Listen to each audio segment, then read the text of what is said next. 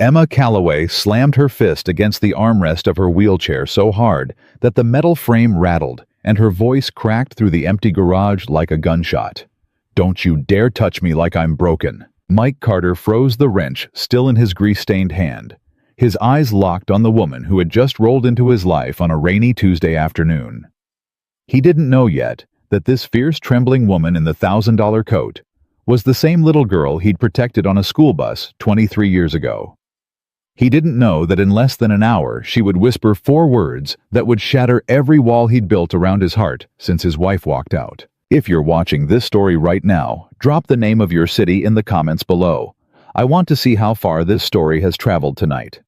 And if you believe second chances are real, hit that subscribe button and ring the bell, because what happens next between Mike, Emma, and a little girl named Noah will stay with you long after the screen goes dark. The rain had been falling since dawn over Millbrook, Ohio, the kind of slow gray rain that made every man in town second guess whether he should have called in sick. Mike Carter hadn't called in sick in 11 years. He couldn't afford to. He was 41 years old, 6'2", with shoulders built from 2 decades of lifting transmissions, and a face that had forgotten how to smile somewhere between his wife leaving and his mother's first heart attack. The sign above his garage read, "Carter and Daughter Auto Repair," even though his daughter Noah was only 9 years old, and her contribution to the business so far had been drawing a crayon picture of a wrench that he'd taped to the cash register. It was 3:47 in the afternoon when the bell over his shop door jingled. Mike didn't look up. He was elbow-deep in a 2008 Ford F-150 that belonged to Old Man Hutchins, and the alternator was being stubborn the way old men and old trucks always were. "We're closing in 20 minutes," he called out, not unkindly, just tired. "If it's an oil change, you'll want to come back Thursday." "It's not an oil change." The voice stopped him cold. It was a woman's voice, low-controlled, the kind of voice that had given orders in boardrooms and expected to be obeyed. But underneath the polish, Mike could hear something else, something thin, something that was working very hard not to crack. He set the wrench down and turned around, wiping his hands on the red rag tucked into his back pocket. She was sitting in a motorized wheelchair just inside the doorway, soaked from the shoulders up where the rain had caught her on the short trip from the curb. Her dark hair was plastered against her temples. Her coat, camel-colored, expensive, the kind of coat Mike had only ever seen in catalogs his ex-wife used to leave on the kitchen counter, was darkened across the chest with rainwater. She was maybe 38, maybe 40, with the kind of face that didn't need makeup to be striking and didn't have any on it now. And her eyes. God, her eyes were the kind of green that Mike had spent a long time forgetting. "My chair stopped working 2 blocks from here," she said. The words came out clipped businesslike. "My driver is stuck in traffic on the interstate. I tried 3 other shops. You're the only one who didn't tell me to call a medical equipment company." Mike took a step closer. The wheelchair was high-end German engineering by the look of it, and one of the rear wheels was sitting at an angle that made his mechanic's brain wince. "Ma'am, I fix cars. I don't know that I can—" "You know engines," she said. "You know hydraulics. You know how to read a problem. I don't need you to be certified. I need you to try." Her chin lifted on that last word, and something about the way she said it, that same defiant tilt, made the hair stand up on the back of Mike's neck. He'd seen that chin lift before, a long time ago. "Ma'am, what's your name?" She blinked. For just a second, the boardroom mask slipped, and Mike saw the woman underneath, exhausted, soaked, and 9 seconds away from losing it in the lobby of a stranger's auto shop. "Emma," she said. "Emma Calloway." The wrench he hadn't realized he was still holding clattered to the concrete floor. Emma Calloway. He hadn't said that name out loud since he was 18 years old. Mike bent down, slowly, picked up the wrench, and used the motion to give himself 3 more seconds to put his face back together. When he stood up, he was Mike Carter, the mechanic again. Not the skinny, angry 17-year-old kid who had once climbed onto a school bus and threatened to break the nose of any boy who ever called Emma Calloway a name again. She didn't recognize him. Of course she didn't. He'd been a senior.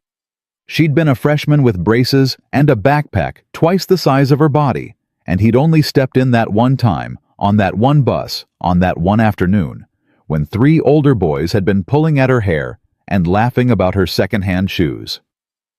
He'd told her, "You don't owe anybody an explanation for being poor. You hear me? Not one." She'd nodded with tears in her eyes. And then her family had moved to Columbus 3 weeks later, and Mike had never seen her again. Until now, in a wheelchair, in his garage, in the rain.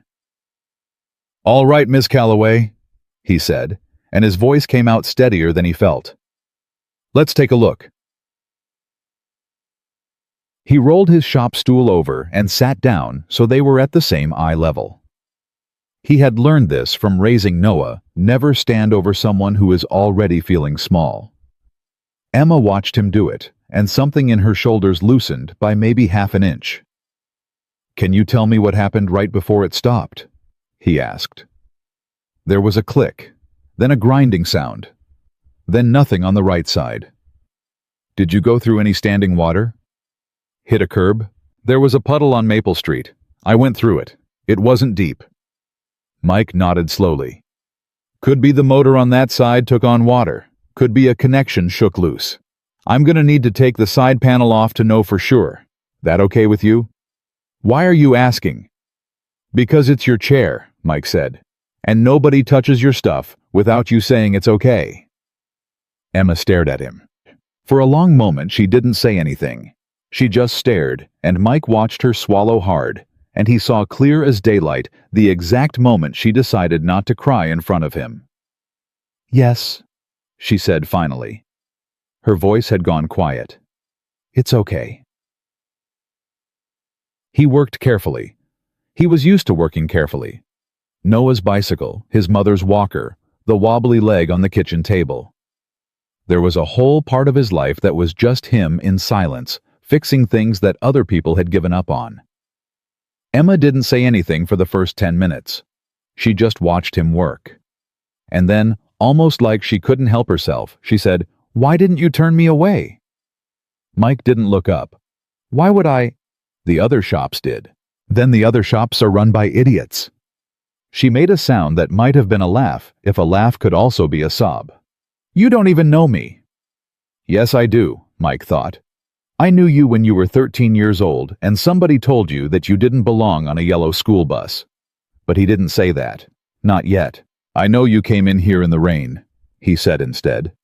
"And you tried 3 other places before you tried me, and you're not crying, even though I can tell you want to. That's enough for me to want to help you, ma'am." There was a very long silence. Then Emma said in a voice so quiet he almost missed it, "Thank you." The bell over the door jingled again at 4:15. "Daddy. Daddy, the bus dropped me off and I—" Noah Carter stopped dead in the doorway, her bright pink backpack still slung over one shoulder, her hair in 2 uneven braids that Mike had attempted that morning with the help of a YouTube video. She looked at Emma. She looked at the wheelchair. She looked at her father kneeling on the floor with the side panel of the chair in his hands. And then, the way only a 9-year-old can do, Noah walked straight up to Emma Calloway, the woman who'd been the cover of Forbes magazine 8 months ago, and stuck out her hand. "Hi, I'm Noah. Are you my daddy's friend?" "Noah, honey," Mike said quickly. "This is Miss Calloway. She came in for a repair.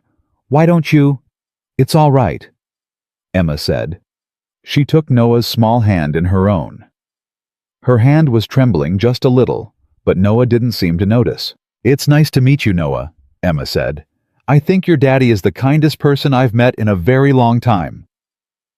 Noah considered this with the gravity of a Supreme Court justice. Then she nodded.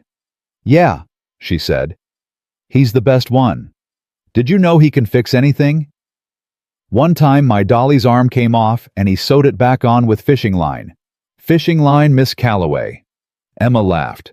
A real laugh this time, the kind of laugh that surprised the person making it. And Mike, kneeling on his concrete floor with a wheelchair motor in his hands, looked up at the two of them and felt something move inside his chest, that he had very deliberately not felt for 9 years.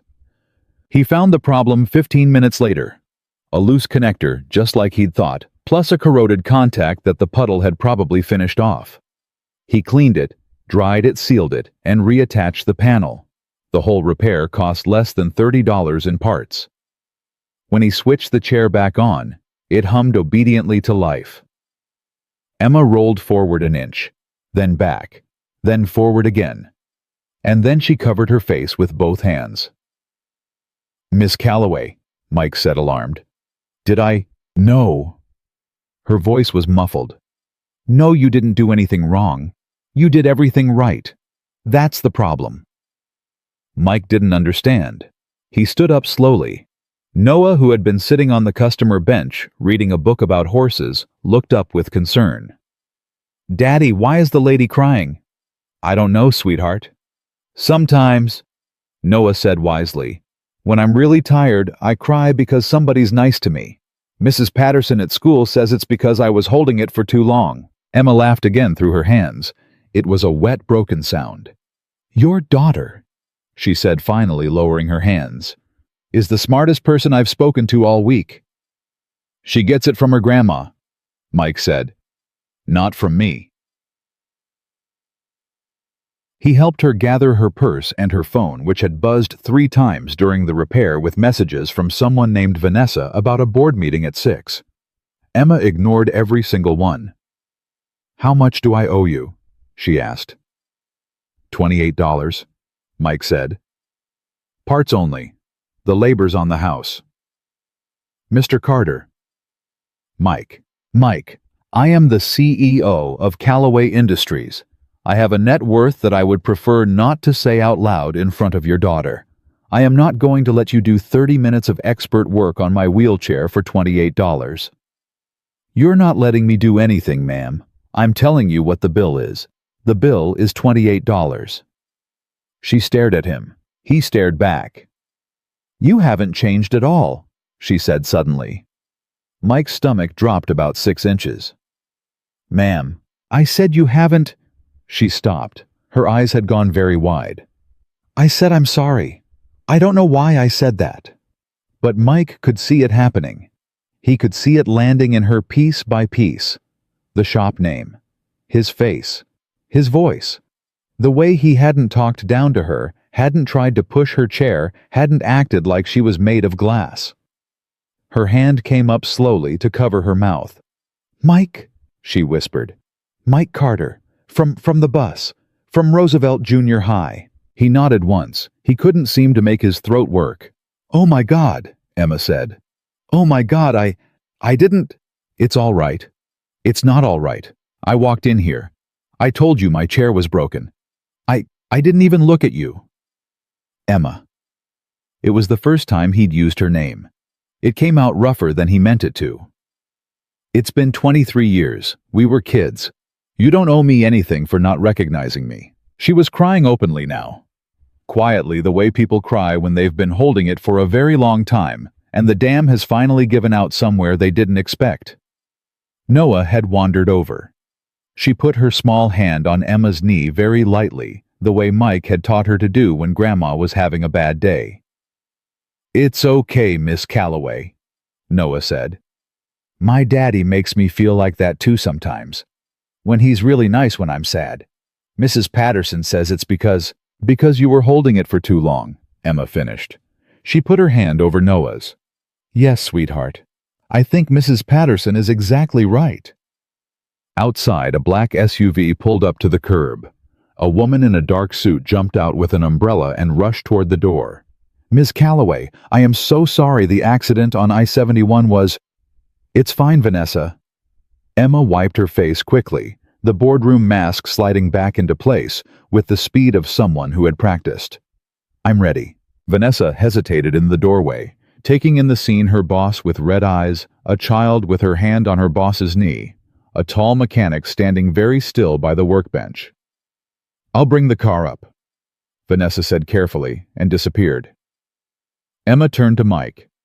The mask was on, but it didn't quite reach her eyes. "What do I owe you?" she asked again. $28. Mike, $28, Emma. She pulled out a black credit card. Then she stopped. She put it back. She opened her wallet, counted out $30 in cash, and laid the bills on his workbench with great care. "Keep the change," she said. "Buy Noah a book about horses she doesn't already have." "I will."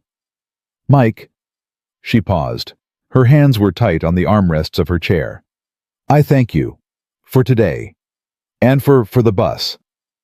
I never got to thank you, and You don't have to." "I do. I really do." She reached out. He bent down without thinking, and she took his hand in both of hers. Her hands were small and cold and shaking. She looked up at him, and her green eyes were shining, and she said so softly that only he could hear it, "I wish you were mine." Mike Carter froze. He didn't move.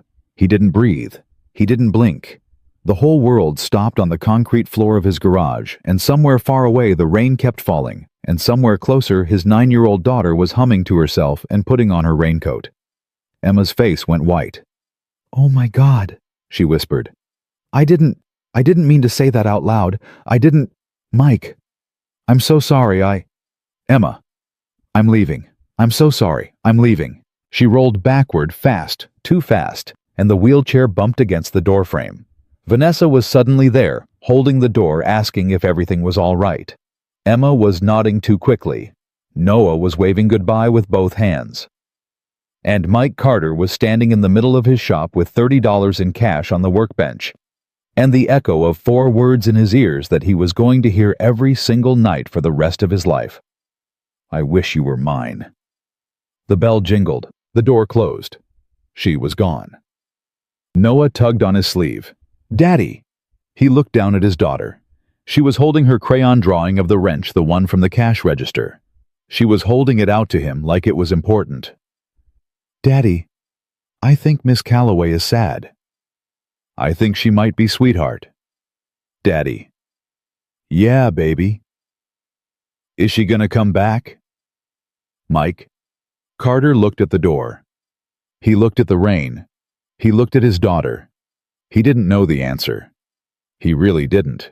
But for the first time in 9 years, since the morning his wife had packed 2 suitcases and told him she wasn't built for the kind of life that came with a baby in a small-town garage, Mike Carter realized that he wanted the answer to be yes.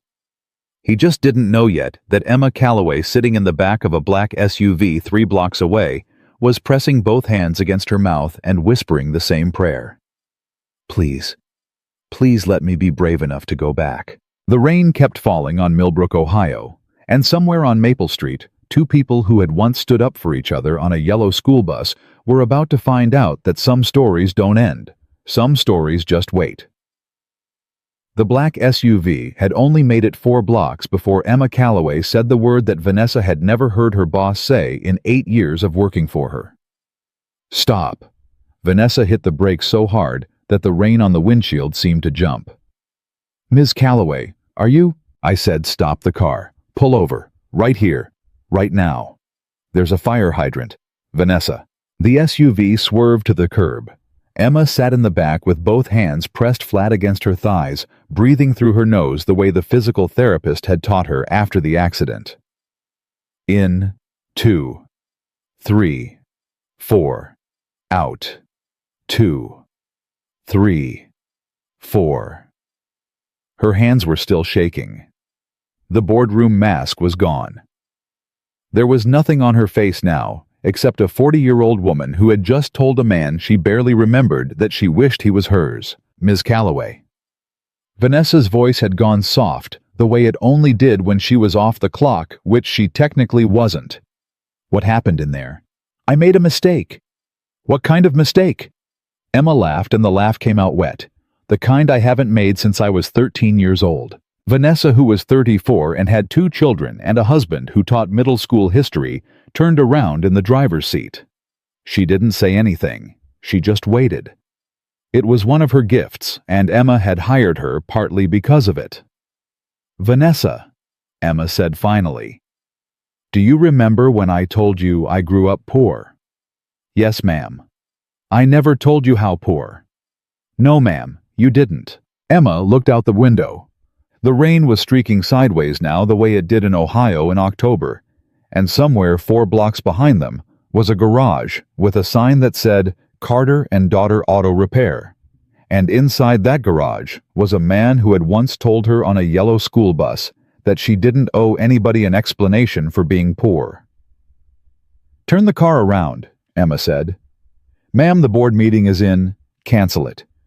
Ms. Calloway, the Henderson acquisition closes on. Cancel that too." Vanessa stared at her in the rearview mirror. "Ma'am, with respect, are you having a stroke? Because the protocol is—" "I'm not having a stroke." Emma met her eyes in the mirror. "I'm having a memory." There was a long pause. Then Vanessa very slowly put the SUV in reverse. Back at the shop, Mike Carter had not moved. He was still standing in front of the workbench. The $30 was still sitting there. Noah had put on her raincoat and was now sitting cross-legged on the floor with her crayon drawing, humming a song from a movie he didn't recognize. "Daddy." "Yeah, sweetheart." "You're standing weird." "Am I?" "You're standing like when you were on the phone with the lady from Grandma's doctor's office." Mike looked down at his daughter. Sometimes he forgot that she watched him as carefully as he watched her. Most of the time he forgot. "I'm okay, Noah." "Are you sure?" "Because Mrs. Patterson says when grown-ups say they're okay, but their face looks like that, it actually means they need a hug." He sat down on the concrete floor beside her, folded his long legs the best he could, and Noah climbed into his lap without being asked. She smelled like the lavender shampoo he bought, because the regular kind made her scalp itch, and she was getting too big for this. He knew she was getting too big, but she still fit, and he still let her, and he was going to let her every single day until she didn't want to anymore. "Daddy," Noah said into the front of his shirt. "Did you know that lady before?" Mike took a breath. "Yeah, baby, a long time ago." "Was she your friend?" "Sort of, for about 3 weeks, when I was 17 and she was 13. Noah pulled back to look at him. 13. Like in 3 years and 5 months I'll be 13. "Yeah, kind of like that." "Was she sad then too?" Mike thought about a yellow school bus and 3 older boys laughing, and a girl with braces and a backpack twice her size pretending she couldn't hear them. "Yeah, sweetheart, she was." "Did you make her feel better?" "I tried." Noah considered this and then put her cheek back against his chest. "I think you should try again." "Noah." "I think she came in here on purpose, Daddy." "Honey, her chair broke down. That was an accident." "Maybe." Noah's voice was muffled against his shirt. "Or maybe God broke her chair on purpose because he thought you needed her." Mike Carter, who had not been to church since his mother's last hospitalization, closed his eyes. That was when the bell jingled. Vanessa came in first, holding the door open with one hand and her umbrella with the other. Emma rolled in behind her, and her face was pale and her eyes were red, and her chin was lifted in that exact same way that Mike had been seeing in his sleep for 23 years. Mike got to his feet so fast that Noah nearly slid off his lap. He caught her under the arms and set her on her feet, and Noah, bless her, did not say a word. She just took 2 steps backward and stood very still next to the cash register, like someone in the back row of a school play. "Mike." Emma's voice was quiet. "Emma, I need to say something to you, and I need to say it before I lose my nerve. Is that all right?" "Yes." She wheeled forward another foot. Vanessa, with the discretion of a woman who had been very well paid for it, stepped back outside and closed the door behind her. "I didn't come back here to take it back," Emma said. Mike's heart did something strange and painful inside his chest. "What I said," she went on, "I shouldn't have said it like that. Out loud. To a man I haven't seen in 23 years in front of his daughter. That was wildly inappropriate, and if you want me to apologize and leave and never come back, I will. I will, Mike. I have a driver and a board meeting, and I will roll out of this garage right now, and I will never bother you again." "But," Mike said. Emma's mouth trembled. "But I'm 40 years old, and I haven't said anything I actually meant in about 15 years. And the one time I did it was to you today by accident. And I drove 4 blocks, and I made my assistant turn the car around because I realized that if I let myself walk out of here without telling you the truth, I was going to spend the next 23 years thinking about it the same way I spent the last 23 years thinking about you. Emma, I'm not finished. All right? She gripped the armrests of the chair so hard her knuckles went white. I don't know you, Mike. I don't. I know a boy who got on a school bus in 2002 and threatened to break the nose of any kid who made fun of me again. That's all I know. I don't know if you're married. I don't know if you're seeing somebody. I don't know if you hate the woman I've become. I'm a CEO, Mike. I'm on magazine covers. I make decisions that affect 12,000 employees, and I haven't cried in front of another human being in 9 years, and I just cried in front of you twice. So I have no idea if you want anything to do with me at all. And that is fine. That is your right. But I had to come back and tell you that what I said was not a slip. It was the only true thing that has come out of my mouth in a very long time. And whatever you do with that information is up to you. The shop was so quiet that Mike could hear the rain hitting the window. Noah by the cash register was holding her crayon drawing of the wrench against her chest. Mike opened his mouth. He closed it. He opened it again. I'm not married, he said. I haven't seen anybody in 9 years. My wife left when Noah was a baby. I don't hate the woman you've become. I don't even know the woman you've become. But I've been reading about her in the business section of the paper for 6 years, and I never once put it together that the Emma Calloway from Calloway Industries was the same. Emma Calloway from Roosevelt Junior High. I'm not real bright, Emma. I just fix things. Mike, let me finish. All right. He took a long breath. You said something to me 23 years ago that I never forgot either. What did I say? You said thank you. Emma's face crumpled. That's it, she whispered. That's it. You looked up at me on that bus with tears in your eyes, and you said thank you, and I never saw you again, and I went home and I cried in the bathroom because nobody had ever looked at me like that before. I was 17. My dad had just died. My mom was working 2 jobs. I was about to drop out of school to help with the rent, and this little girl with braces looked at me like I was somebody. And then you were gone. And I thought about you, Emma. Not every day, I'm not going to lie to you, but every now and then, for 23 years. Mike. And you walked into my shop today, in a wheelchair, in the rain, and you didn't recognize me. And that was okay because you weren't supposed to. You were just supposed to be a customer. And then you said, I wish you were mine, and you tried to take it back and you couldn't, and I... His voice broke. I'm 41 years old, Emma. I have a kid. I have a sick mom. I have a shop that breaks even on a good month. I am not the boy from the bus anymore. I know. I am not anybody you should be wishing for. Mike, I'm telling you so that when you decide to leave, you can leave for the right reason. Emma was crying now. She wasn't trying to hide it. The boardroom mask wasn't even on the same continent as her face anymore. Mike Carter. She said, You are the only person who ever made me feel like I was worth being protected. And I have spent my entire adult life trying to become a woman who didn't need protecting. And I succeeded. And I have never been more lonely in my life. So when I tell you that I don't care about your shop's profit margin, and I don't care that you have a kid I love, that you have a kid. Your kid is magnificent, and I don't care that you're not the boy from the bus. Because I don't need the boy from the bus. I need you, the man who knelt down on a concrete floor today, so we'd be at the same eye level when I tell you that I need you to believe that I am not playing a game with you. I believe you. Do you? Yes. Then say something else. Mike looked at her for a long moment. Then he walked over. Not fast, not slow. And he knelt down in front of her wheelchair, the way he had earlier, so they were at the same eye level. He didn't touch her. He kept his hands on his own knees.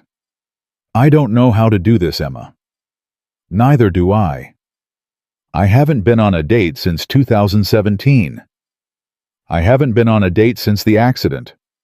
When was the accident? 6 years ago. Okay. Okay. Okay, so we're both real bad at this. She laughed.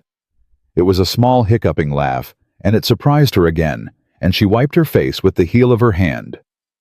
"Mike," she said, "I have a board meeting at 6 o'clock. I figured. I'm going to go to it." I figured that too. "But I would like to come back tomorrow." To the shop. To the shop, as a customer. "I would like to schedule," she sniffed. "I would like to schedule a tune-up on my chair. A full one, whatever a chair needs. I assume you charge by the hour." "Emma, I am not going to charge you to—" "You are. You are going to charge me because I am going to come every Friday for as long as you'll let me, and if you don't charge me, I'll feel like I'm taking advantage of you. And I have spent my entire career making sure I never take advantage of anybody who is kinder than me. Which is most people. Mike, please, let me pay you to fix my chair." He looked at her. He looked at his daughter, who was watching the whole thing with her eyes the size of saucers. He looked back at Emma. "Fridays are slow," he said. "I could probably do a standing 4 o'clock." 4 o'clock on Fridays, Emma repeated. "Starting tomorrow." "Starting tomorrow? All right." She held out her hand. "Shake on it." He shook on it. Her hand was still cold and small and shaking, but it was shaking less than before, and Mike held on for maybe 1 second longer than a handshake required. "Emma." "Yes." "For the record." "Yes," he swallowed. "I thought about you too. After the bus. I just didn't know how to find you." She closed her eyes. "Tomorrow, Mike," she said. "Tomorrow, Emma." She rolled out of the shop with her shoulders straighter than they'd been when she rolled in. Vanessa held the door. The bell jingled. The black SUV pulled away into the rain. Noah Carter walked over to her father and stood in front of him with her hands on her hips, the way she had seen Grandma do when she was about to say something important. "Daddy?" "Yeah, baby." "Was that a date?" "No, sweetheart, that was an appointment." "Are you going to marry her?" Noah. "Mrs. Patterson says when grown-ups look at each other like that, it usually ends in a wedding. She told me that on Valentine's Day. She said it about Mr. Robbins and the lunch lady." "Mrs. Patterson talks too much." "She's right, though. Mr. Robbins and the lunch lady got married in May." Mike picked up his daughter, even though she really was getting too big, and he held her against his shoulder, and he buried his face in her hair for a second, so she couldn't see his eyes. "Let's go home, Noah." "Daddy?" "Yeah." "Can we have spaghetti?" "Yeah, we can have spaghetti." "Daddy?" "Yeah." "Is Miss Calloway gonna eat dinner all by herself tonight?" The question stopped Mike halfway across the shop floor. He thought about a 40-year-old woman in a black SUV on her way to a board meeting, going home afterward, to a house he'd never seen but could imagine big, clean, quiet, empty. "I think she might, baby." "That makes me sad." "Me too, sweetheart." "Daddy?" "Yeah." "Next Friday after she comes for her appointment, can she eat spaghetti with us?" Mike. Carter set his daughter down on her feet. He crouched in front of her, same eye level, the way his own father had taught him, before the cancer took him at 53, and he put his big, grease-stained hands on her small shoulders. "Noah, listen to me. Okay, that is a very kind thing to want, but Miss Calloway and Daddy are just gonna take it slow. Okay, grown-ups, when they haven't seen each other in a long time, they have to take it slow, so I don't want you to get your hopes up. Do you understand?" Noah nodded solemnly. "I understand, Daddy." "Good. But also—" Noah. "But also, if she ever does come over for spaghetti, I want to be the one who pours the sauce, because I'm good at it, and Grandma says I have a steady hand." Mike laughed. He couldn't help it. It came up out of him in a way that surprised him, the way Emma's laugh had surprised her, and he pulled his daughter into a hug right there on the concrete floor of the shop, and he held her, and he didn't say anything else for a long minute. He locked up the shop at 6. He made spaghetti. Noah poured the sauce. He read her 2 chapters of The Black Stallion. He kissed her forehead and turned off her light at 8:30. And then he sat at the kitchen table with a mug of coffee that was already cold, and he stared at the wall. His mother called at 9. "Michael." Hi, Mom. Are you all right? Your voice sounds funny. I'm fine, Mom. Long day. Mm-hmm. His mother had been a waitress for 31 years and could hear a lie from across a state line. Michael, what happened? He didn't answer for a long time. Mom, do you remember Emma Calloway? There was a pause on the other end of the line. He could hear his mother's oxygen tank, the soft, rhythmic hiss of it. She was supposed to be in bed by 9. Emma Calloway from the school bus. Yeah, I remember Emma Calloway. She came into the shop today, Mom. Michael, she came in. She didn't recognize me. Her wheelchair was broken. She sat in my shop for 35 minutes, and she told me, Mom, she said, "What did she say, baby?" He couldn't make the words come out. Michael Carter, his mother said softly. If a good woman walked into your shop today and said something to you that you can't even repeat to your own mother, then I think you better start figuring out what you're going to do about it. Because your father, God rest him, your father told me one time that he loved me at a bus stop in 1979. And he said it because he was about to chicken out and never see me again. And I have thought about that bus stop every single day since he died. Every single day, Michael. Don't you waste a bus stop. Are you hearing me? Yeah, Mom. I'm hearing you. Good. Mom. Yes, baby. She's coming back tomorrow. Tomorrow. 4 o'clock. Standing appointment. Every Friday. His mother started laughing. It turned into a cough and then back into laughing. Oh, Michael. Mom, don't. Oh, Michael. It's just an appointment, Mom. Mm-hmm. Sure it is. And your father just walked me to the bus stop. Mom. I love you, baby. Get some sleep. You're gonna need it. She hung up. Mike Carter sat at his kitchen table with a mug of cold coffee and stared at the wall for a long time. Outside, the rain had finally stopped, and somewhere across town, in a house he had never seen, Emma Calloway was sitting up in her bed with her phone in her hand, looking at her own calendar, looking at the slot she had just blocked off in red ink. Friday, 4 p.m. Carter. She traced the letters with her finger. She didn't sleep much that night either. Friday came the way Fridays do when a man is waiting for one slow until 2 o'clock, and then suddenly terribly fast. Mike Carter looked at the clock on the shop wall at 3:47 and realized he had been wiping the same spot on the workbench for 15 minutes. He'd already swept the floor twice. He'd already washed his hands 3 times, and they still smelled like motor oil because he was a mechanic, and they were always going to smell like motor oil, and there was no point in pretending otherwise. Noah was sitting on the customer bench in her best dress, which was a dress Grandma had bought her 2 Christmases ago and which she had outgrown by maybe an inch. She was swinging her feet and she was holding a small bouquet of dandelions she had picked from the strip of grass next to the parking lot. Noah. Yeah, Daddy. Sweetheart, I told you, take it slow, remember. I'm not going fast, Daddy. I'm sitting down. You know what I mean. The dandelions are just because she was sad, Noah said with the unshakable logic of a 9-year-old. They're not a wedding. Mike rubbed his face with both hands. The bell jingled at 3:58. Vanessa held the door. Emma rolled in. She was wearing jeans this time, actual jeans, the kind with a soft fold at the knee where her legs didn't move the way they used to, and a cream-colored sweater, and her hair was down. She was not wearing the camel coat. She was not wearing any makeup that Mike could see. She looked somehow both younger and older than she had the day before. Mr. Carter, she said, I'm here for my 4 o'clock. Miss Calloway, right on time. Miss Calloway. Noah was off the bench in a flash, dandelions held out in front of her like a torch. I picked these for you. They're not real flowers, my daddy says they're weeds, but they're yellow and I thought you might like them. Emma took the dandelions with both hands. She held them up to her face. She closed her eyes. And she breathed in the way you breathe in when somebody hands you a rose, the way you breathe in when you're trying not to cry in public for the 3rd time in 2 days.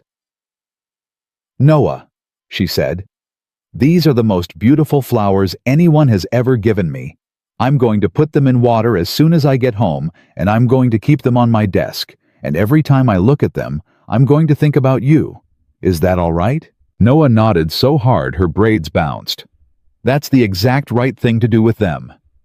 Vanessa from the doorway made a small sound that might have been a sigh and might have been a laugh and quietly stepped back outside. Emma rolled forward into the shop. Mike pulled his shop stool over and sat down so they were at the same eye level the way he had yesterday. All right, he said. Tell me about the chair. The chair's fine, Mike. Emma, you're paying me by the hour. I know. So, let me at least look at it. She smiled, and it was a real smile this time, smaller and more careful than yesterday's tears, but real. All right. Look at it. He looked at it. He really did look at it. He went over the connections he'd cleaned the day before. Checked the tire pressure, ran his hand along the frame to feel for any new cracks or stress points.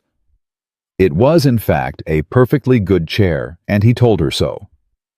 I figured, Emma said, so why am I here? Because I needed an excuse. An appointment sounded better than I'd like to come sit in your shop for an hour and watch you work. Mike laughed. He hadn't meant to laugh. It came out of him in a short, surprised sound, and Noah on her bench looked up like a meerkat. Daddy, she said, you're laughing. I know, baby. You don't usually laugh at the shop. I know. Emma looked between them. Something passed across her face. Not pity, Mike noted with relief, but something closer to recognition. Like she was seeing something she hadn't expected to see in herself. Noah, Emma said carefully, would it be all right if I asked your daddy a few questions about cars while he works? I don't know anything about cars, and I'd like to learn. Sure. Noah hopped off the bench. Daddy, can I go next door to Mrs. Lynch's? She has new kittens. Did you ask her? She said yes yesterday. Did you ask her today? Daddy? Noah? Fine. Noah marched to the door, opened it, leaned out, hollered, Mrs. Lynch, can I come see the kittens? Waited approximately 3 seconds, hollered, Okay, thank you. Closed the door and turned around. She said yes. Take your raincoat. It's not raining, Daddy. Take it anyway. She took it. The bell jingled. She was gone, and Mike Carter and Emma Calloway were alone in his shop for the first time since 2002.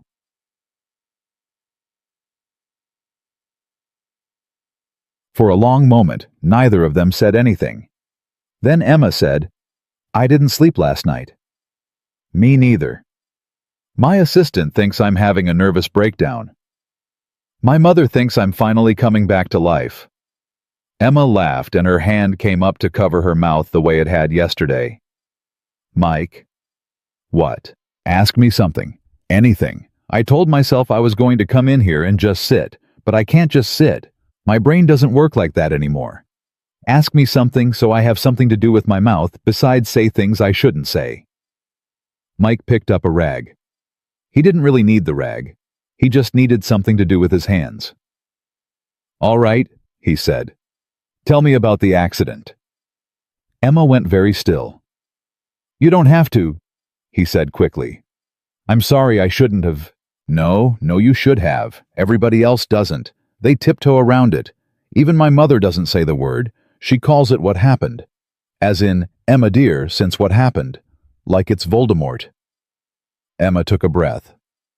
It was 6 years ago. I was 34. I had just made the cover of Crane's Chicago Business. I was driving back from a fundraiser at 1 o'clock in the morning. There was a man in a Ford pickup who had been at a bar since 4 in the afternoon. He came across the median at 65 miles an hour. He hit my driver's side. My driver, his name was Andre. He had a 6-year-old son. Andre died at the scene. I was thrown across the cabin. T14 vertebra. I woke up 4 days later in a hospital bed, and they told me I would never walk again. Emma. That's not the part I don't talk about. Okay. The part I don't talk about is that for about 6 weeks afterward, I was grateful. Her voice had gone very quiet. Because Andre had a wife and a little boy, and I had a corner office and a Manhattan apartment and nobody waiting for me. And I lay in that hospital bed, and I thought, thank God it was me and not him. And then I thought, what kind of person has a life so empty that the universe could take their legs, and the only thing it would actually break would be their car? Mike set the rag down. Emma. I'm okay. I don't think you are.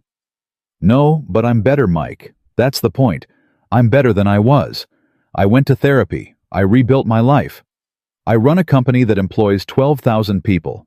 I have a beautiful apartment and a personal chef and a driver and a foundation in Andre's name that put his son through a private high school and is putting him through Northwestern right now. I am a success story. But I came into your shop yesterday in the rain because my chair broke down, and a man I hadn't seen since I was 13 years old got down on his knees so we'd be at the same eye level and asked for permission before he touched my chair, and I cried in front of him twice, because that was the first time in 6 years anybody had treated me like a person instead of a story. She was crying again. She wasn't trying to stop it. Mike got off his stool. He moved his stool closer to her chair, close enough that his knees almost touched hers, and he sat back down. He did not touch her. He kept his hands on his own thighs. Emma, I want to say something, and I might say it wrong because I'm not a smart man. Stop saying that. What? Stop saying you're not smart. You are the smartest man I have spoken to in 5 years. You knew what was wrong with my chair from across a room. You knew to ask me before you touched it. You knew to sit down so I didn't have to look up at you. You are paying attention. Mike and most people in my life have not paid attention to me since the second I landed on the cover of Forbes. So please, do not call yourself stupid in front of me. I will not allow it. There was a long silence. All right, Mike said. I'll stop. Thank you. Emma. Yes. What I was going to say. Yes. I don't think your life was empty. Mike. I think you spent 23 years working real hard to make sure nobody could take anything from you again, the way the kids on that bus took something from you. And I think you got so good at it that you forgot how to let anybody close enough to take anything in the first place. That's not an empty life, Emma. That's a guarded one. There's a difference. Emma stared at him. How do you know that? She whispered. Because I did the same thing, after my wife left. Oh, different reasons. Same wall. She closed her eyes. A tear ran down her cheek, and she didn't wipe it. Mike very slowly reached into his back pocket, pulled out a clean blue shop rag, clean. He had specifically pulled out a clean one this morning, just in case, and held it out to her. She took it. She laughed through the tears. You carry handkerchiefs. I carry rags. They smell like motor oil. It's the best thing anybody's ever handed me. It's a rag, Emma. I know what it is, Mike. She wiped her face. She did not give the rag back. She folded it carefully and tucked it into her purse. They talked for an hour and 10 minutes. He told her about his wife, Rebecca. Her name had been Rebecca, who had been his high school sweetheart and had married him at 22 and had left him at 32, 3 months after Noah was born, because she had decided that being a mother was not who she was meant to be. She had moved to Phoenix. She sent a card on Noah's birthday sometimes. She had not asked for visitation. Mike had not pursued her for child support. He told Emma all of this in the flat, level voice of a man who had stopped being angry about it a long time ago and was just tired now. Does Noah ask about her? Emma asked. Used to. Not so much anymore. What do you tell her? I tell her the truth. I tell her that her mama was a kind person who wasn't ready to be a mama, and that it doesn't have anything to do with whether Noah was lovable, because Noah is the most lovable person on God's green earth. You tell her that every time it comes up. Emma was quiet for a long moment. My father left when I was 4, she said. I'm sorry. My mother told me he left because I cried too much. Emma. She didn't mean to be cruel. She was 26 and broke and angry. She told me later, when I was a grown woman, that she didn't even remember saying it. But I remembered. I remembered every single day, from the time I was 4 years old until, well. Emma laughed without any humor at all. Until about 3 minutes ago when you told me what you tell your daughter. Mike's hands had curled into fists on his thighs without him noticing. He uncurled them slowly. Emma. Yes. You did not cry too much. Mike. I am telling you, as a 41-year-old man who has raised a little girl by himself for 9 years, no child cries too much. No child is too much. That is not a real thing. That is a thing tired adults say when they don't have anywhere else to put their tired. Emma was crying again. But she was nodding too, the small, steady nods of someone trying to absorb a piece of information that had been sitting on top of their chest for 36 years. My mother died 2 years ago, she said. I'm sorry. We never talked about it. I was going to bring it up at Christmas the year before. I wrote it down on a piece of paper. I had it in my purse. And then she got sick and she got sicker. And then she was gone and the piece of paper was still in my purse. Emma. I never told anybody that. You can keep telling me. Mike. What? I don't know what to do with you. He looked at her. You don't have to do anything with me, Emma. We just sit here. We talk. You come Friday at 4. I fix things that aren't broken. You pay me by the hour because it makes you feel better. We don't have to know what we're doing. Most people don't. You really think it's that simple? I think the people who say things have to be complicated are usually trying to get out of doing them. She laughed, a wet, surprised laugh. You are a terror, Mike Carter. Yes, ma'am. The bell jingled at 5:09. Noah came in with cat hair on her dress, and a story about a tabby kitten named Pickle, who had bitten her finger, but only a little. Vanessa behind her raised one eyebrow at Emma in a silent question. Emma nodded. Vanessa stepped back outside. Miss Calloway, Noah said, you're still here. I'm still here, sweetheart. Did Daddy fix your chair? Your daddy fixed a lot of things today, Noah. Noah looked at her father. She looked at Emma. She looked at the dandelion sitting on the workbench and a coffee cup full of water that Mike had quietly set up while Emma wasn't looking. Daddy, Noah said. Yeah, baby. Can Miss Calloway eat dinner with us? Noah. You said next Friday? I said. Daddy. Today is next Friday. From yesterday. Yesterday's next Friday is today. Mike Carter, defeated by his daughter's airtight 9-year-old logic, looked at Emma. Emma looked at him. I have a board meeting at... She started. Cancel it, Mike said. Mike. Cancel it, Emma. I'm the CEO. Then who's going to fire you? There was a beat. There. Emma threw back her head and laughed. It was a full, real, unembarrassed laugh. The kind of laugh he had not yet heard from her. And Noah laughed too, because Noah laughed at any laugh that lasted more than 2 seconds. And Mike sat on his stool and watched the two of them, and felt something in his chest that he hadn't felt in 9 years. Vanessa, Emma called. The door opened. Yes, ma'am. Cancel the 6 o'clock. Ma'am, the Henderson. Cancel the 6 o'clock, Vanessa. Tell them I'm taking a personal evening. Tell them it's the first one I've taken in 9 years. Tell them they'll live. Vanessa, who had been Emma's assistant for 8 years and had been waiting 8 years to hear Emma say something like that, did not even try to hide her smile. Yes, ma'am. Anything else? Yes. Emma turned to Mike. Where do you live? 3 miles from here. Little blue house on Sycamore. Vanessa, call the kitchen at home and have Maria send something over to... No, Mike said. Emma blinked. No. You're not bringing your personal chef to my house, Emma. I'm making spaghetti. Noah's pouring the sauce. Mike. That's the deal. Emma looked at him. She looked at Noah, who was nodding solemnly with her hands on her hips. Spaghetti, Emma said. Spaghetti. All right. Emma turned back to her assistant. Vanessa, take the night off. Ma'am, take the night off. Go home. Hug your husband. Hug your kids. I'll text you when I need a ride. Ms. Calloway. Vanessa, go home. Vanessa, for the first time in 8 years, simply nodded and went home. Mike's truck was an old Chevy, with a cab high enough that even folks without disabilities sometimes had trouble with it. He looked at his truck. He looked at Emma. He looked at her chair. Emma. Yes. I have not thought this through. It's fine. It is not fine. I'm not going to scoop you up like you're a sack of feed, Emma. That is not happening. She laughed.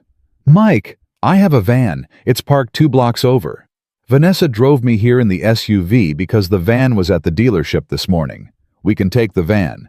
I have a transfer plate and a driver who is not well who was Vanessa. Can you drive? Yes, I have hand controls. Then you drive. I'll follow in the truck with Noah. All right. Emma. Yes. Why didn't you say you had a van? Because I wanted to see what you'd do. He stared at her. You're gonna be trouble, aren't you? He said. I'm a CEO, Mike. I am only trouble.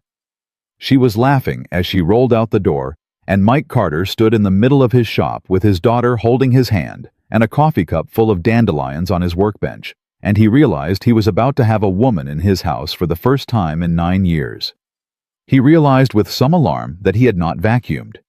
He realized with more alarm that he did not actually care. He turned off the lights. He locked the door.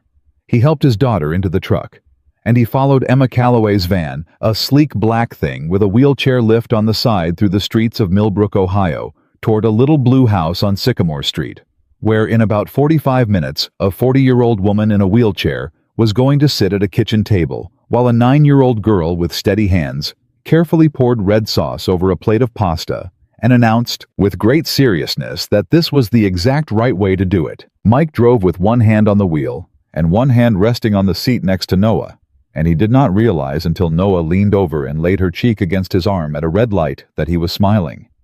He had been smiling, in fact, for about an hour. The little blue house on Sycamore Street had 2 front steps and a wooden ramp that Mike had built 4 years ago when his mother's hip had finally gone, and he had never been so grateful for a piece of carpentry in his life as he was the night he watched Emma Calloway roll up that ramp and into his kitchen. He had not vacuumed. He had been right about that.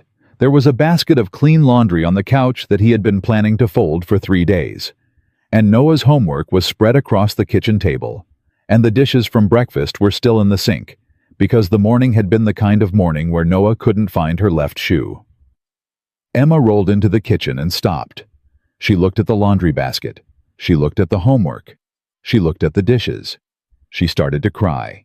Emma, Mike said, alarmed. Emma, I'm sorry, I should have... Mike, I should have cleaned. I just didn't have time. Mike.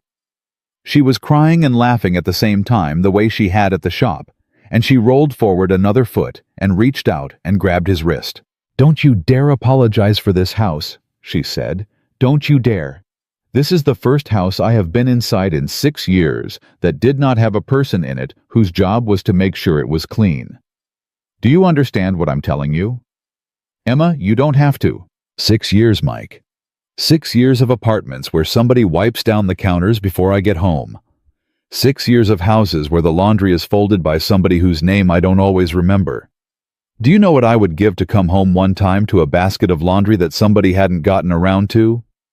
Noah, who had been hanging back in the doorway, came forward slowly. Miss Calloway? Yes, sweetheart. Are you crying because of the dishes? I'm crying because of the dishes, baby. Daddy says crying about dishes is silly. Your daddy is wrong about that one. Mike behind them made a sound that was half laugh and half something else. Noah, Emma said, would you do me a favor? Sure. Would you show me where everything is in this kitchen? I'm not going to be much help, but I'd like to feel like I'm helping. Can you show me where the spaghetti is? Noah's whole face lit up. I can show you everything. I know where everything is. I even know where Daddy hides the chocolate. Noah, Mike said. Daddy, she's a guest. The spaghetti was simple. Mike had made it 1,000 times. Noah pulled a step stool over to the stove and stood on it and stirred the pot with the long wooden spoon, and Emma sat at the kitchen table with a cutting board across her lap and chopped the onion that Mike handed her. And she chopped it badly because she had not chopped an onion since 2013 and she did not care. Mike. Yeah. My hands are shaking. You all right? I'm fine. They're shaking because I haven't done this in Mike. I haven't cooked in a long time. My personal chef makes everything. Maria. She's lovely. I haven't held a knife in 6 years. You want me to take over? Absolutely not. All right. I'm going to chop this onion, Mike Carter, and it's going to be the worst chopped onion you've ever seen, and I'm going to be very proud of myself. She chopped the onion. It was indeed the worst chopped onion he had ever seen. Some pieces were the size of dimes, and some were the size of fingernails, and one piece somehow was still mostly attached to the rest of the onion. Mike scraped it into the pan without comment, and Emma watched him scrape it, and she sat there with her hands in her lap and her shoulders shaking in a way that he eventually realized was silent laughter. Emma. I'm fine.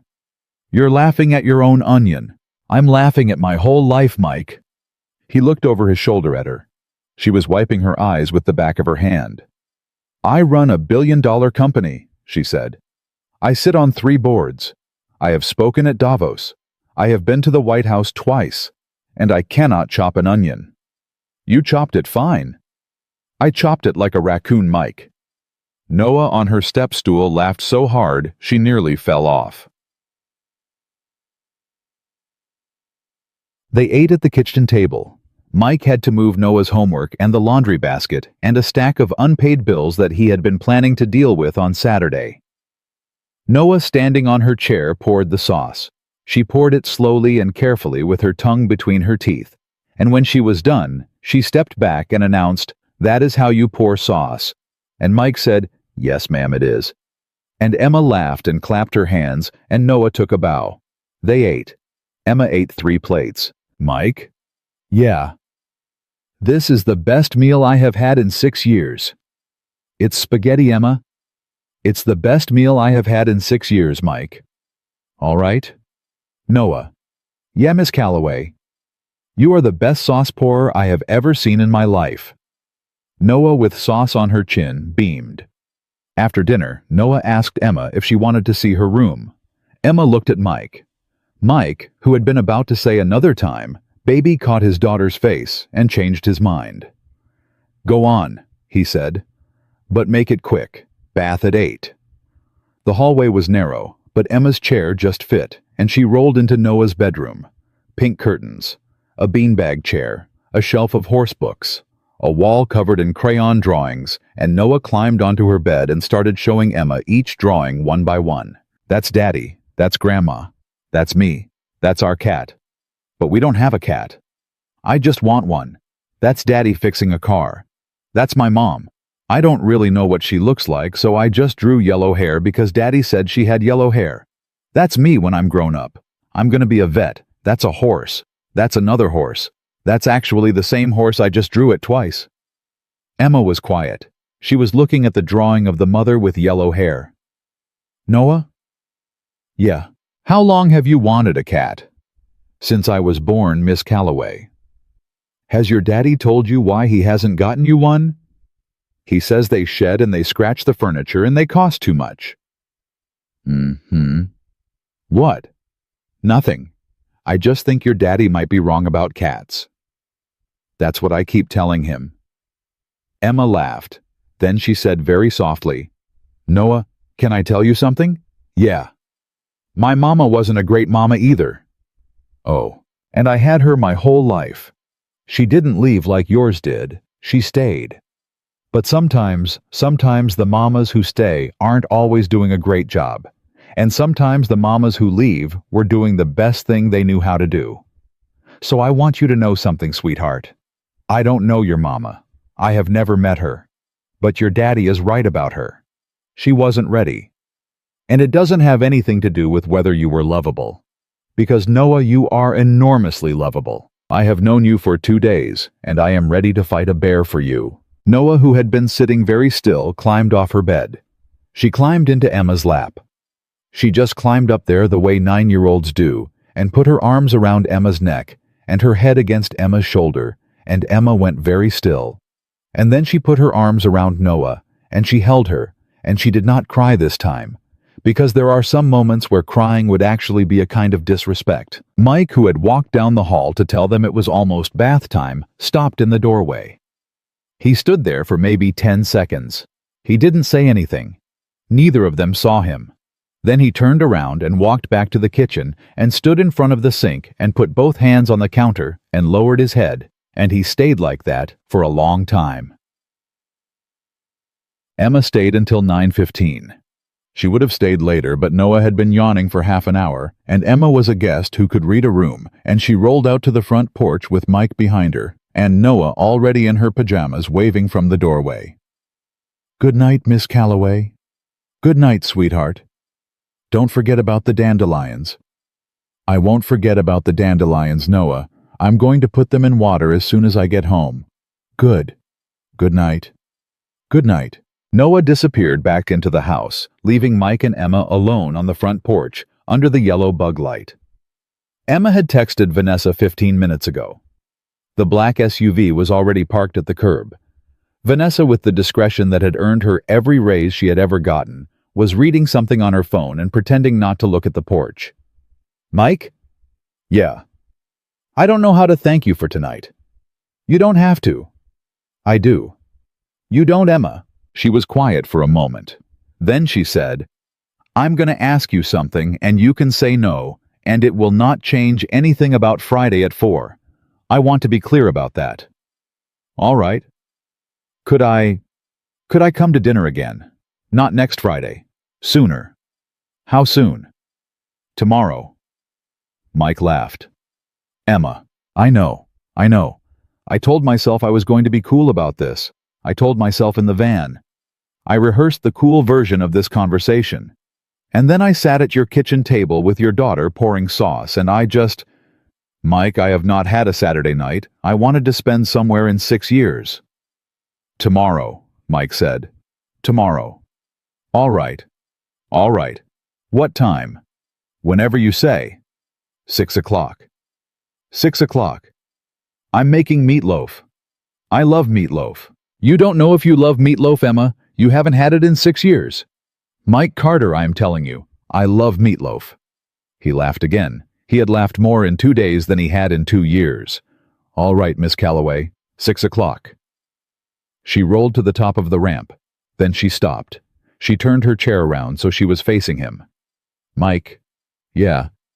"Yesterday." "Yeah." "What I said. About wishing you were mine." His chest tightened. "Emma, you don't have to. I'm not taking it back. I'm doing the opposite. I just wanted to say it again on purpose this time, where I had a chance to think about it first. Because I'm 40 years old, and I have spent a long time not saying things I meant, and I am done with that. I wish you were mine. Mike Carter. I have wished it for 2 days. I am probably going to keep wishing it. And you don't have to do anything with that information. But I wanted you to have it." He stepped down off of the porch, and he walked to the top of the ramp, and he stood beside her chair, and he reached down, and he took her hand. He didn't kiss her. He didn't bend down. He just stood there, holding her hand on his own front porch under the yellow bug light, and he said very quietly, "I'm going to be honest with you, Emma. Please. I'm scared. I know. Not of you. I know that too. Of Noah. Of what happens if you're in our life and then you're not. I cannot do that to her. I won't. Mike. I just need you to know that. Up front. Mike, I'm not going anywhere. You don't know that. No, I don't. And neither do you. Nobody does. But I can tell you what I know right now in this minute on this porch. I am not playing. I am not bored. I am not fascinated with the small-town single dad. Mike, please don't make that face. I can hear you thinking it. I am a 40-year-old woman who has been alone for 6 years and who walked into your shop yesterday and remembered for the first time in 23 years what it felt like to be seen. And I am not going to walk away from that because I'm scared. Are you scared? I am terrified. All right. All right what? All right. He squeezed her hand. 6 o'clock tomorrow. She squeezed back. Mike. Yeah. Good night. Good night, Emma. She rolled down the ramp. He watched her go. Vanessa was already out of the SUV opening the side door, and Emma rolled up onto the lift, and Vanessa secured her chair and closed the door, and Vanessa caught Mike's eye over the top of the SUV. She nodded at him. It was a small nod, but it was a nod that said, "Thank you for tonight." And it was a nod that said, "I have worked for this woman for 8 years, and I have not seen her like this." And it was a nod that said, "Don't you dare break her, Mr. Carter." Mike nodded back. He understood every word of it. The SUV pulled away. He stood on his porch for another minute. The dandelions were sitting on his kitchen counter in the coffee cup. He could see them through the window. He went inside. He folded the laundry. He did the dishes. He kissed his daughter on the forehead. He sat at his kitchen table with a cup of coffee, and he stared at the dandelions for a long time. Then he picked up his phone, and he scrolled to a number he had not called in 8 months, and he hit send. "Michael." His mother's voice was sleepy. "It's almost 10. Mom." "What's wrong?" "Nothing. Mom, He took a breath. "I had her over for dinner tonight." There was a long pause. "Michael Carter," his mother said, "if you woke me up to tell me bad news, I'm driving over there." "It's not bad news, Mom." "Then what is it?" "It's Mom. She sat at our kitchen table. She let Noah pour the sauce. She cried about the dishes." She cried about the dishes. She cried about the dishes because nobody had washed them yet. "Oh, Michael." "Yeah." "Oh, Michael." "Yeah, Mom." "Baby, do you understand what you're telling me?" "I think so." "Do you?" "I'm trying to." "Michael." His mother's voice had gone very firm. "That woman has lived a life where everything is taken care of by other people. And she cried at your kitchen table because you hadn't done your dishes. Do you know what that means?" "Tell me, Mom." "It means she was looking for a home baby, not a clean apartment. A home. And homes have dishes in the sink." "Mom, you listen to me. You are 41 years old. You have been alone for 9 years. You raised that little girl by yourself. You buried your father, and you have been keeping me alive on a fixed income, and you have not had one good thing happen to you that did not also have a price tag attached. Now, this woman walks into your shop, and she sits at your kitchen table, and she lets your daughter climb into her lap. How did you? Because I know my granddaughter, Michael. Of course she did. That child has been waiting for somebody to climb into the lap of since she was 3 years old." Mike closed his eyes.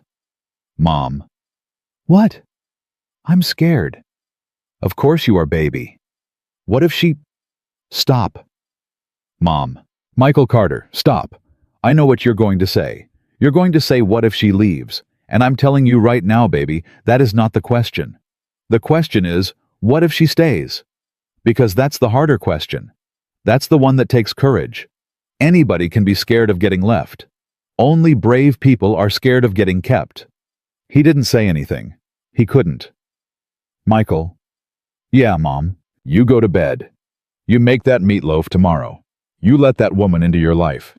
And if she leaves, and I don't think she will, then you and Noah and I will sit at the kitchen table, and we will eat the rest of the meatloaf, and we will be sad, and we will be more baby. We will be more than we were before her. That is what loving people does. Even the ones who leave. Are you hearing me? Yeah, Mom? Good. Mom? What? Thank you. Good night, baby. Good night." He hung up.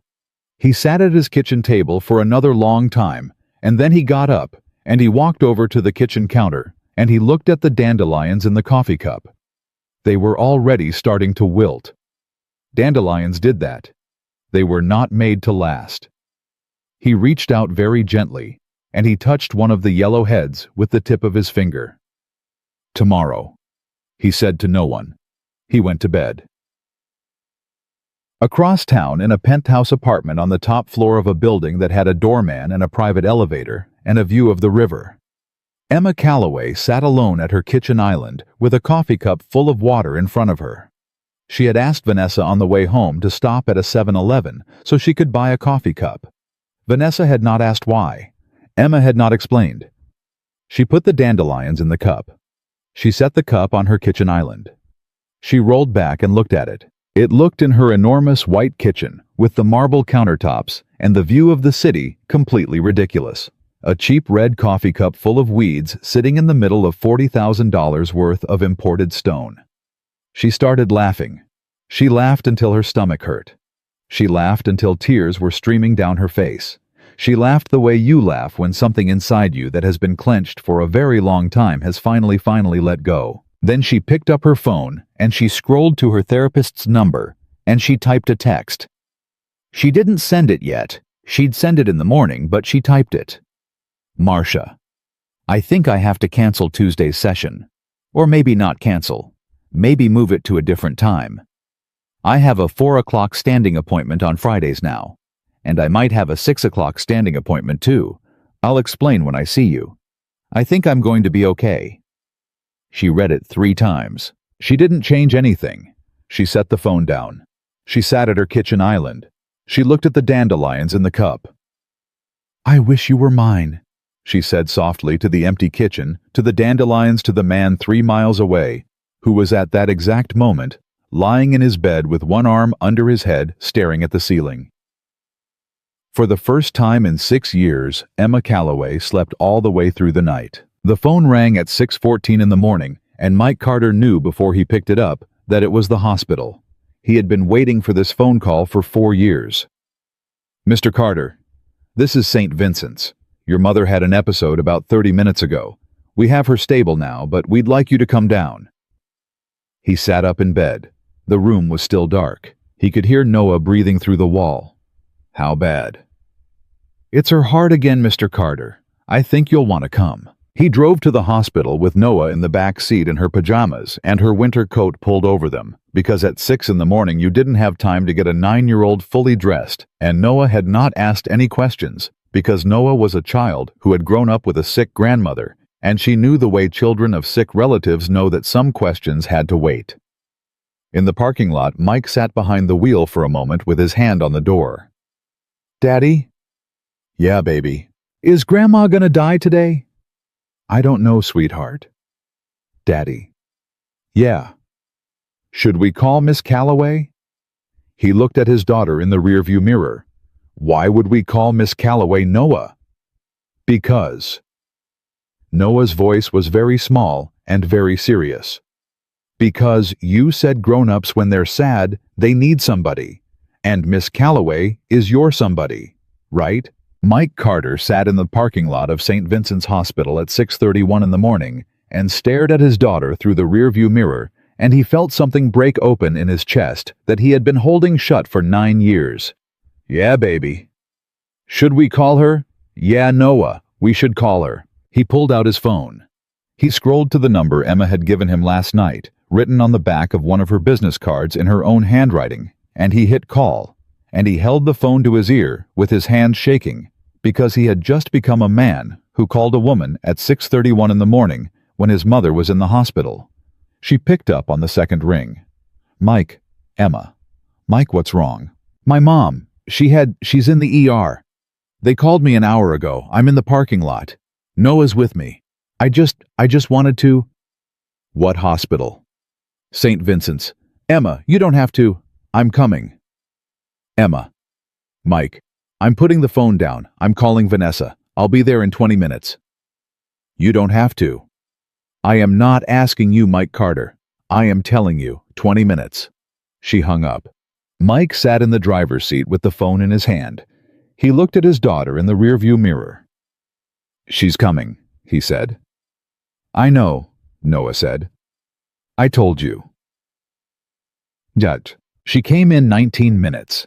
Mike was in the waiting room with Noah on his lap, and the bell over the door. There wasn't a bell in a hospital, of course, but later he would always remember it that way, because that was the sound that had announced her into his life. The doors slid open, and there she was, hair undone, wearing yesterday's jeans and a sweatshirt that said Northwestern across the front, and Vanessa was behind her holding 2 coffees. "Mike." He stood up. Noah was on his hip. "Emma." She rolled to him, and she reached up, and she took his free hand. She did not let go. "How is she?" "They're running tests. They said it was her heart. That's all they've told me." "All right. Emma, Mike, sit down. You've been standing for an hour." He sat. She rolled up next to him. Vanessa handed him a coffee. Vanessa handed Noah a hot chocolate from the cafeteria. He didn't know how she'd had time to get hot chocolate, but Vanessa was Vanessa, and there was hot chocolate. Noah took it with both hands and whispered, "Thank you, Miss Vanessa." And Vanessa, professionally trained executive assistant, looked away and pretended to read a poster on the wall. Mike leaned his head back against the cold cinder block wall and closed his eyes. "Emma." "Yes." "I haven't eaten anything." "I know." "I haven't called anybody." "You called me." "I haven't called my—" He stopped. "I don't have anybody else to call. That's the thing." "Mike." "My dad's been gone 12 years. My mom's the only one I had to call about my mom. That's the kind of thing you don't realize about being a single dad with a sick mother until you get a phone call at 6 in the morning. Emma squeezed his hand. "You called me." "Yeah." "That counts, Mike." "Yeah, that counts." The doctor came out at 7:45. He was younger than Mike, with kind eyes and bad news.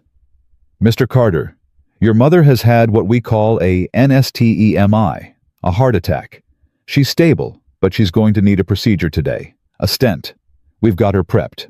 I think she's going to be all right, but she's going to be here for a few days." "Can I see her?" "She's asking for you, and for someone named Noah. Is that the young lady?" "Yeah."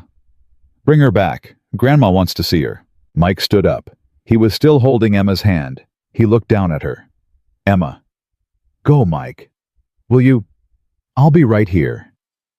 She might want to meet you." Emma blinked. "Mike?" "I want her to meet you." "Are you sure?" "Yeah." "All right." Vanessa on the bench made a sound that was suspiciously close to a sniffle and then pretended she was reading the poster again. Mike's mother was small in the hospital bed. She was always small now. She had been 5'2" her whole life, and the years had taken another inch. But in the hospital bed with the wires and the tubes and the bag of saline, she looked smaller than ever. "Michael?" "Hi, Mom." "Where's my Noah?" Noah from behind her father peeked around. "Hi, Grandma." "Come here, baby." Noah went. She climbed up onto the side of the bed, and she laid her head against her grandmother's good shoulder. "Grandma?" "Yeah, sweetheart. Are you gonna be okay?" "Yeah, baby. Promise." "Cross my heart. Don't I always come home from this place?" "Yeah." "You know why." "Why?" "Because I got you to come home to." Noah started to cry very quietly into her grandmother's shoulder. Mike stood at the foot of the bed, and his eyes were burning. "Michael." "Yeah, Mom." "Who's that woman in the waiting room?" "Mom. I saw her when they wheeled me past, the pretty one in the wheelchair, holding hands with the empty chair next to her like somebody had just been sitting there." Is that her, Michael?" "Yeah, Mom." "You bring her in here."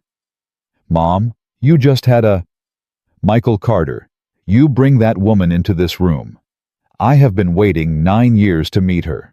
I do not care if she is a different her than I was expecting. You go bring her in." Mike, through tears, he had not given permission to show up, turned around and went to get Emma.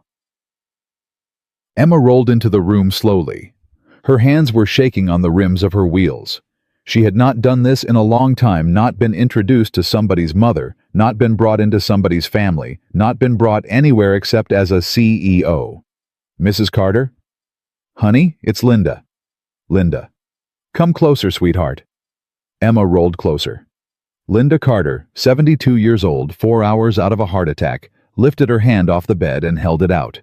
"Give me your hand, baby." Emma gave her her hand. Linda looked at her for a long moment. "Honey?" "Yes, ma'am." "My son told me about you on the phone last night. He told me you cried about his dishes." "Oh." Emma's voice wobbled. Yes. "I want to tell you something, sweetheart." "Yes, ma'am. My husband, when he was alive, he used to leave his coffee cup in the sink every single morning. Every morning for 31 years. And every morning I'd say, 'Frank, the dishwasher is right there.' And he'd say, 'I'll get to it.' And he never would.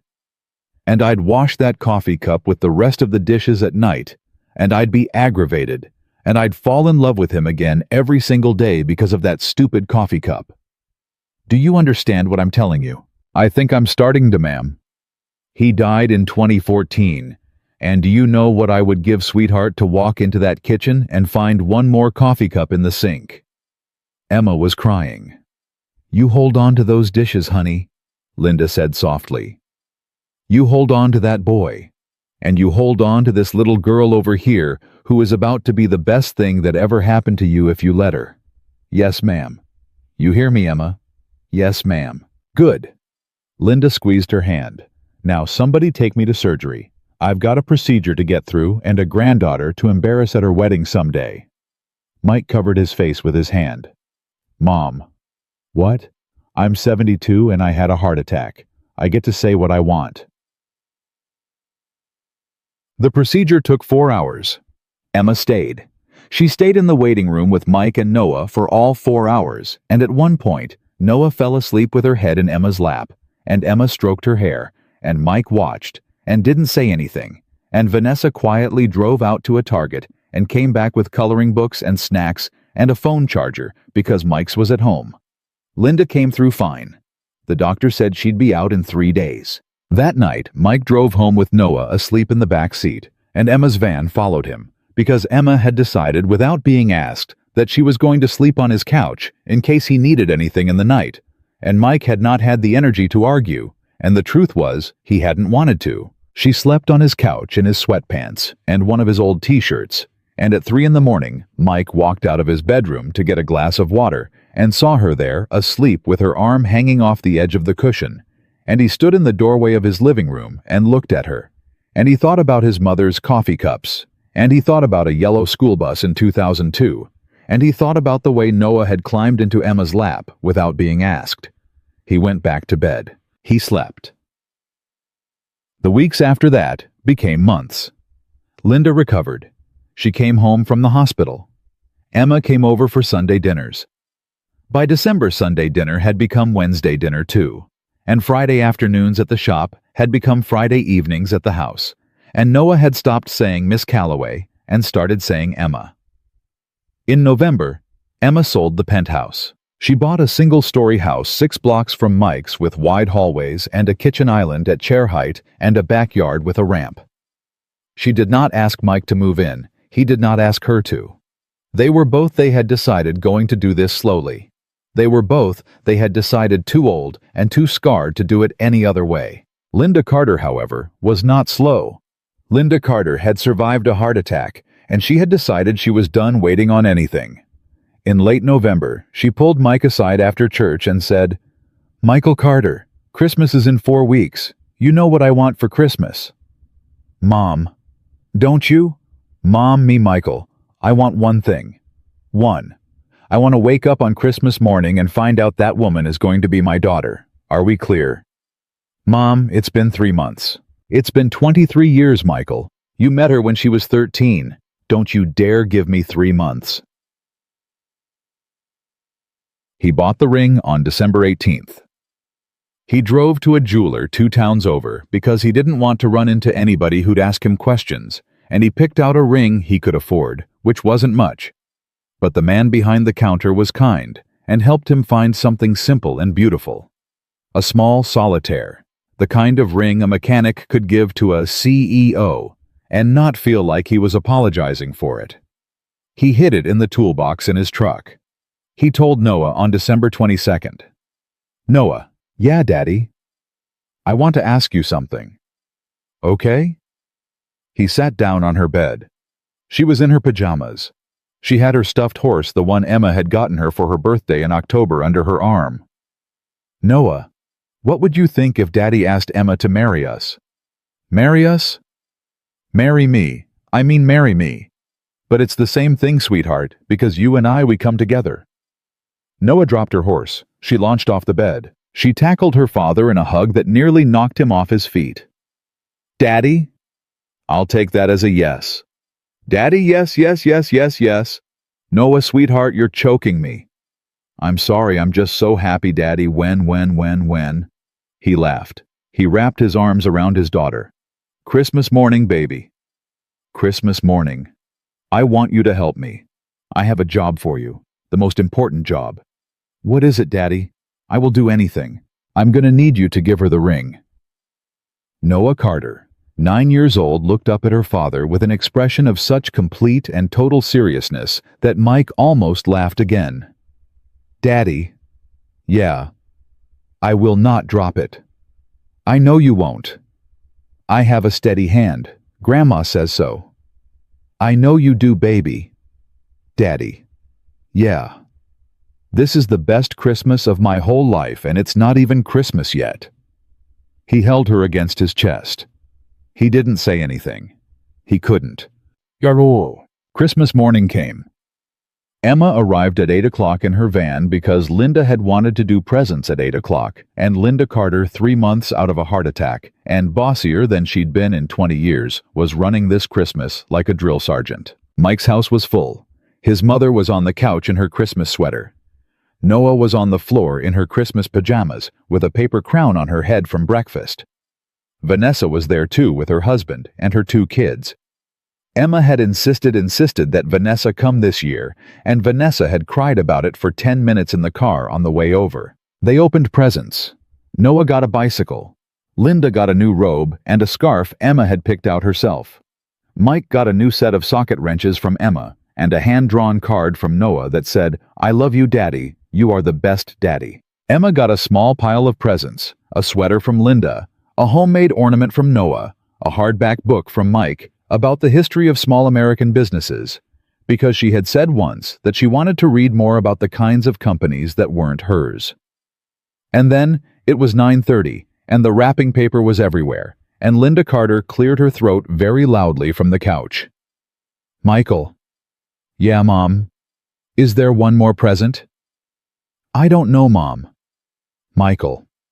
"Mom, stop." Emma looked between them, confused. Mike took a breath. He looked at his daughter. Noah, with the gravity of a girl who knew her line in the school play, stood up. She walked over to her father.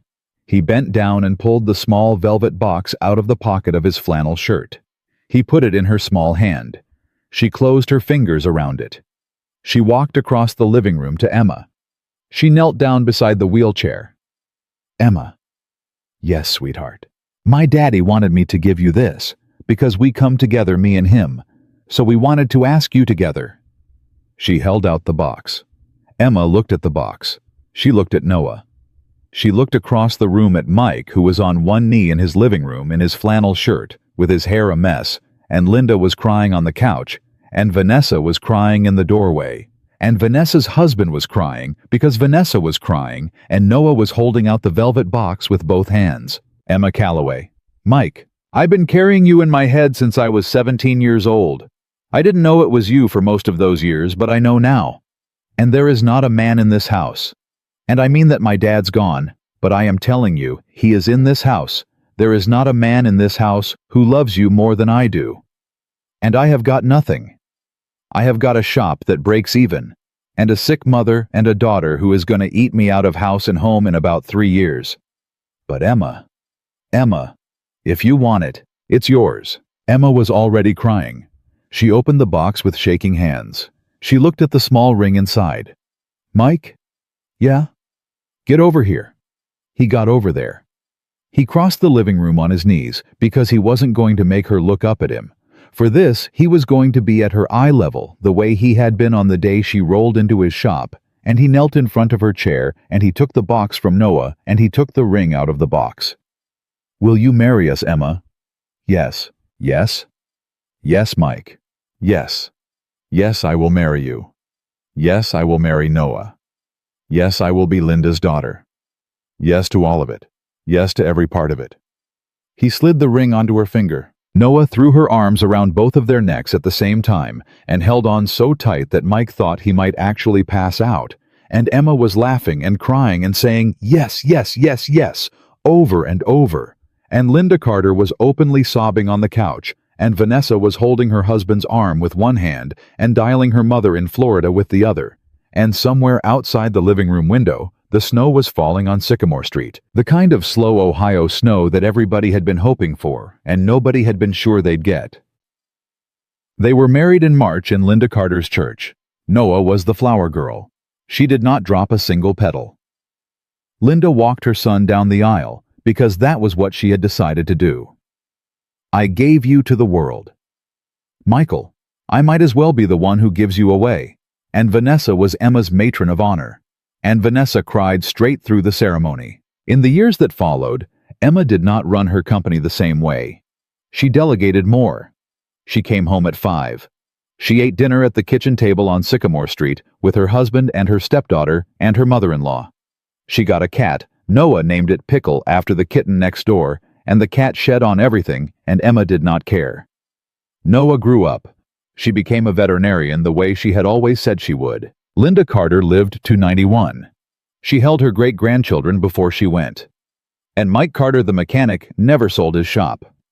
He fixed cars in Millbrook, Ohio, until the day he retired, and the sign above the door always said, "Carter and Daughter Auto Repair."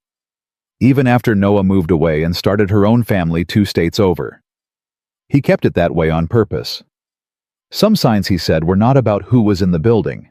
They were about who you carried with you. On their 40th wedding anniversary, when Mike was 81 and Emma was 80, she wheeled up beside him on the porch of the little blue house they had never moved. They had only added on, and she took his hand. "Mike." "Yeah, Em." "Do you remember what I said to you, the first day, in the shop?" "Course I do." "Say it back to me." He looked at her. His old face. Her old face. 40 years, 3 children, 11 grandchildren, 1 cat, 1 shop, 1 front porch, 1 whole entire life. "I wish you were mine," he said. She smiled. "I am Mike." "I know you are." "I have been, from the bus." "I know Em." He squeezed her hand. The sun was going down over Sycamore Street. It had been a good life. It had been the best life. And it had started all of it on a rainy Tuesday afternoon in October when a wheelchair rolled into a small-town garage and a man got down on his knees and asked permission before he touched it. That was the whole story. That was the only story that ever mattered.